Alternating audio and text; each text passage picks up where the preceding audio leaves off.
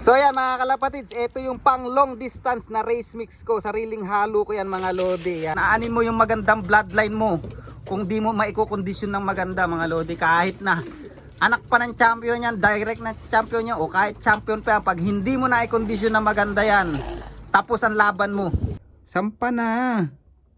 Sige na, nang makondisyon ka ng maganda mga lodi.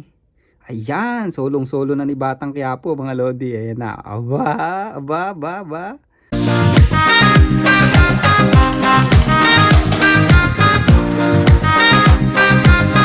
Ayan mga kalapatids, nagparonda tayo. Ayaw pa magsilabas nito. Si Stubborn sa si Lady Stubborn na iwan, utong-uto. Mangingitlog na kasi. Labas. Come on. Ay pa lumabas oh. Tingnan mo utong-uto si Stubborn oh. Ayun na yung mga kasama nila, yun o, yung pumuronda na. Silang dalawa lang naiwan mga lodi. Yan, nagparonda tayo, napakaganda ng panahon. Yan o. Ayan. Sana sila, lumayo na. Ayun.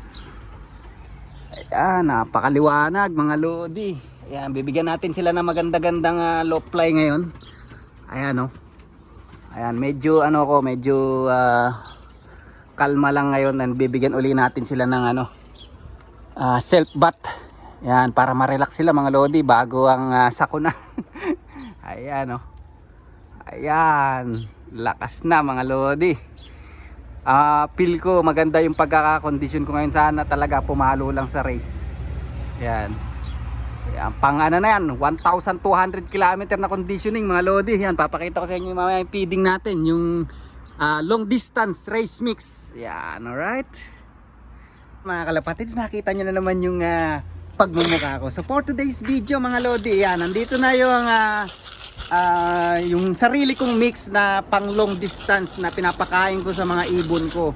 So papakita ko sa inyo mga lodi, but first of all, nasa sa inyo kung gagayahin nyo o hindi. And kahit na pakita ko sa inyo kung ano yung pang long distance race mix ko, meron din timing yung mga pagbibigay nito mga lodi. Hindi basta-basta pakain lang ng pakain. And yun, makikita nyo yung pinagkaiba sa mga nabibili nyo lang kung sa mga poultry supply. Makikita nyo yung pagkakaiba nito. Ito is, tinanong ko lang din kung paano yung mga race mix sa mga kalapatids natin, lalo yung mga naglilipad na ng matatagal dito na sa long distance dito sa New Zealand. Yan.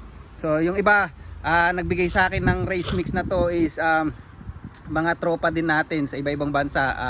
Yung tito ko sa Canada, si Joven Pigeon Loop, yan, subscribe nyo siya, yan, lagi rin nanalo yan sa Canada, and isa yan sa mentor ko. Yan, mga tropa natin sa Australia, sila Cedel Loop, and dito sila Brains Loop o si Louie. Yan, pinagtatanungan ko sila kasi first time ko maglilipad ng 900 km. Yan, and sila Ryan and Drina, pinagtatanungan ko kaya mga yan, nag-federation champion na ng long distance yan mga lodi.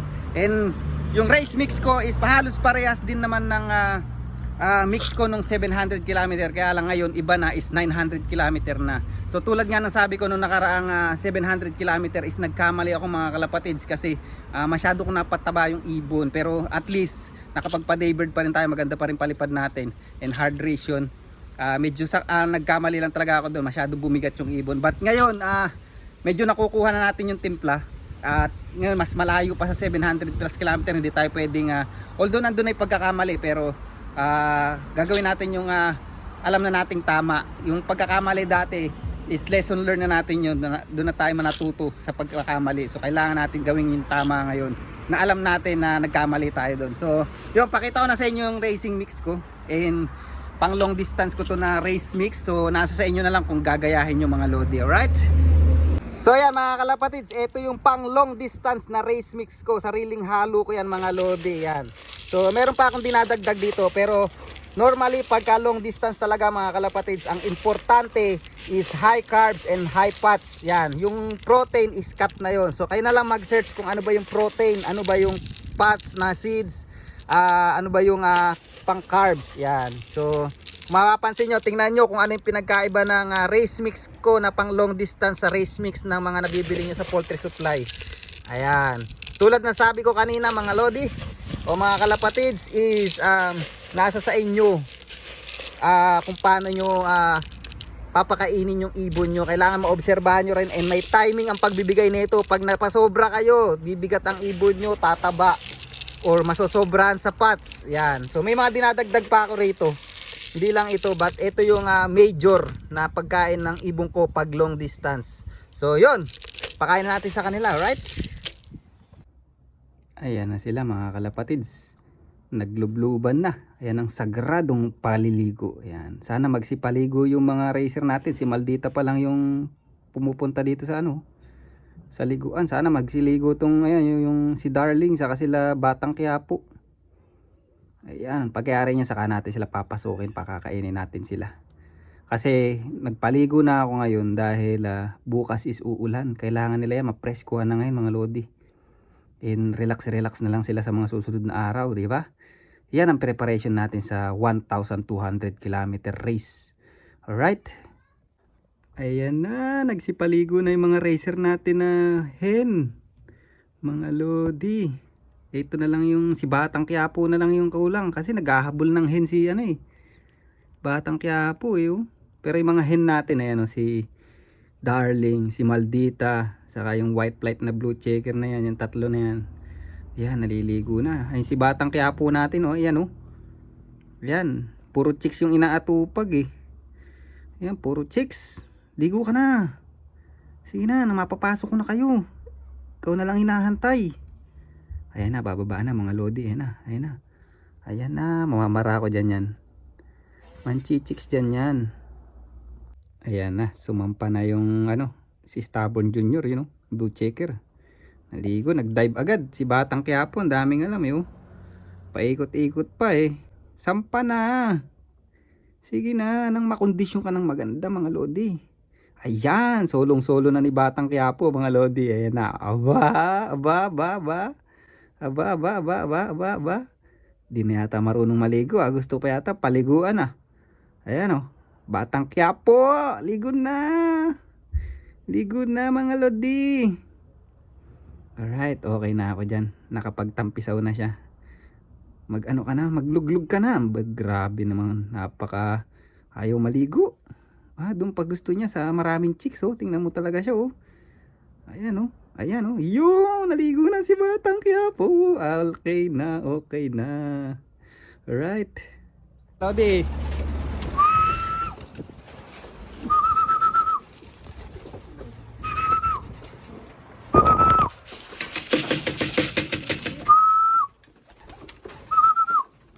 Yan sila mga lodi, alright.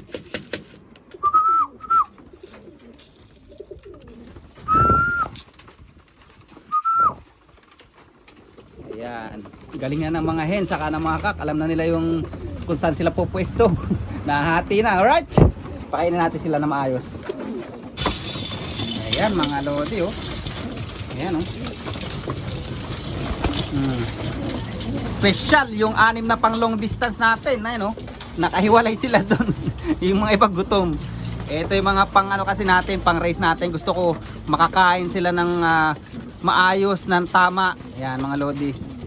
Ayan, to be honest mga kalapatids, mapag-aralan nyo lang paano patukain yung tamang patuka pagka long distance na, pag sprint. Ayan, talagang papalo ng maganda yung ibon. Para sa akin mga lodi, at honestly, talagang keep learning pa rin naman ako. Talagang ganyan naman ang pagkakalapate is continue yung learnings. So ayan, sineshare ko lang kung ano yung mga na-experience ko. Pero yan ang ginagamit ko pag long distance na.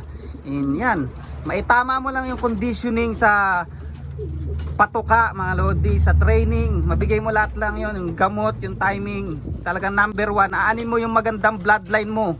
Kung di mo maiko-condition ng maganda mga lodi, kahit na anak pa ng champion yan, direct na champion yan, o kahit champion pa yan, pag hindi mo na i-condition ng maganda yan, tapos ang laban mo. Alright, so dito ko na lang i-rin yung vlog natin. And yan, maraming salamat mga lodi, paki-share na lang tong video natin. At tinamang paano tayo makapag-vlog? Meron tayong audience dito. So subscribe nyo rin pala yung channel namin, Team Uno Family. So dito ko na lang i-rin yung vlog. See you next vlog. Bye!